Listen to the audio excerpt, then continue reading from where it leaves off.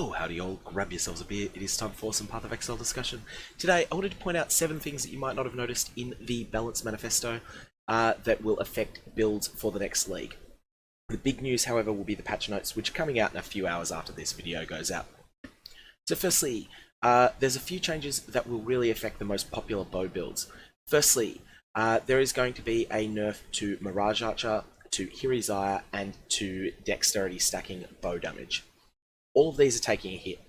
That's because the Dexterity stacking bow build has been the best build in the game for a long period of time. Not necessarily the best at everything, but capable of dealing upwards of 50 million damage per second at the top end, and capable of killing monsters from multiple screens away so that it doesn't need to invest in life. I think it will no longer be the case that these Dexterity stacking builds can just ignore incoming damage, and as a result they're going to have to be rethought completely. So yeah, it'll be interesting to see the exact numbers here, because these two mods have just been too good. Note that Fractal Thoughts doesn't appear to be getting nerfed as yet. That's been the other piece of the puzzle. So it's been Hirizaya, it's been the Dexterity stacking bow mod, and it's been Fractal Thoughts. It may be possible to combine those together. Next up, there's some minion changes. Spectres, Zombies, and Feeding Frenzy are being nerfed. Spectres not so hard, but they will be nerfed hard at lower gear level. Zombies getting nerfed at all levels, and Feeding Frenzy is getting nerfed at all levels. I think this is a pretty smart choice for how to approach it.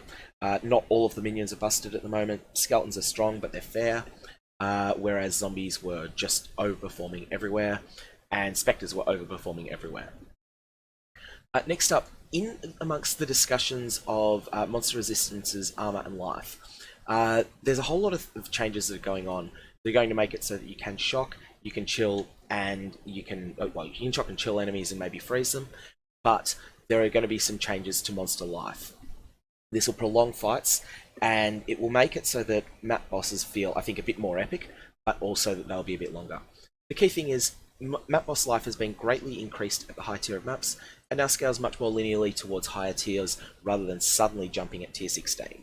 This is going to make it much harder to break through some of the middle tier maps. It's going to make, say, a tier 8 map feel quite different from a tier 2, which I think is something that's been a bit overdue. Notable bosses like the Elder now have significantly more life, as they're only fought in late map progression. Special bosses like Atsuri now have their life adjusted to match the new boss life progression as well. Non-boss monsters have also had their life increased to a lesser degree.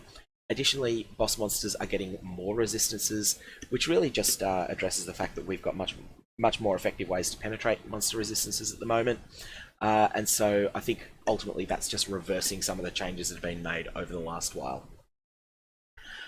Fourth, Smoke Mine is gone for leveling, I think, and Onslaught support is getting nerfed.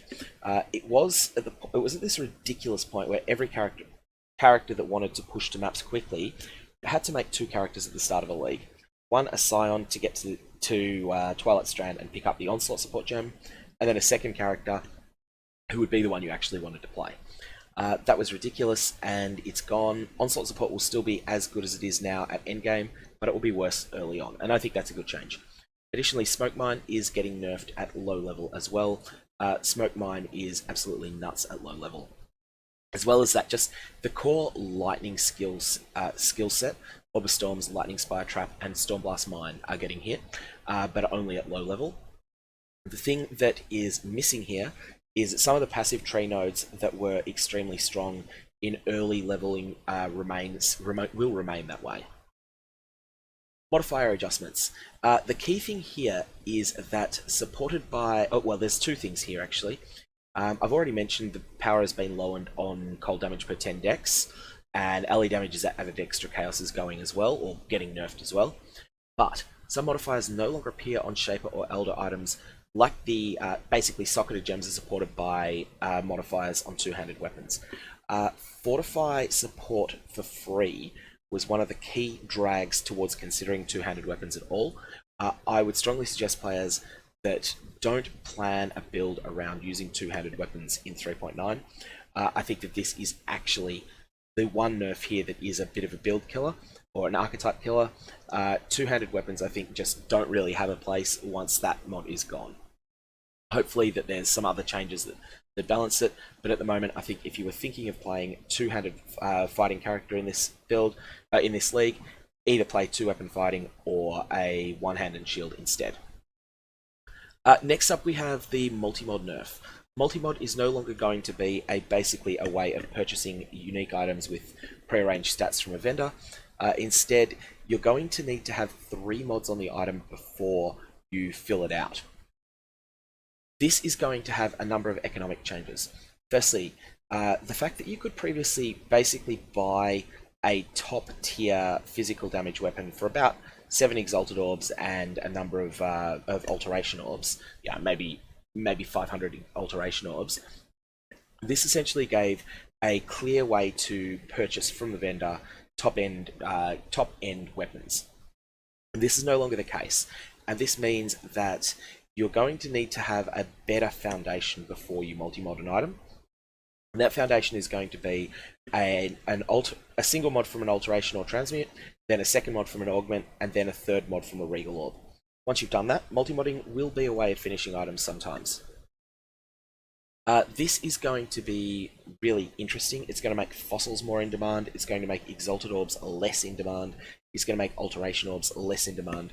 And it might even make it viable to use chaos orbs if chaos orbs are cheap enough compared to fossils. But I do think that the main way that you're going to be crafting weapons now is none of this alteration, regal, annul, multi-mod. I think that type of crafting is completely dead, and we're going to see fossils being used to start the items, and then alternate methods used to finish them. The last thing that I want to add on this is that for the perspective of people trying to make truly extraordinary items, this is going to make the beast that allows you to imprint a magic item much more desirable than it is now, and it's already pretty desirable. Expect that to be a lot more expensive in the new league. Lastly, Fortify and the buff from Unshattered will now give less damage taken rather than reduced damage taken, preventing cases where players were close to or reaching 100% reduced damage taken.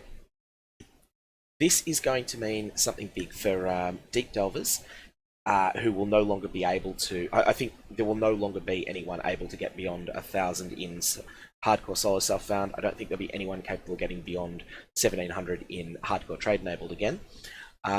But the other thing that's critical here is this is a considerable nerf to the way that Fortify and Endurance Charges work together.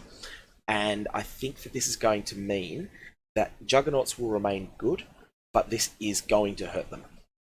In particular, I think we're not going to see the Unshattered Will being used, and some of the essence crafts that add Fortify effect on item slots that you can't otherwise get it, dense fossils, all of these things will be in much less demand in the new league.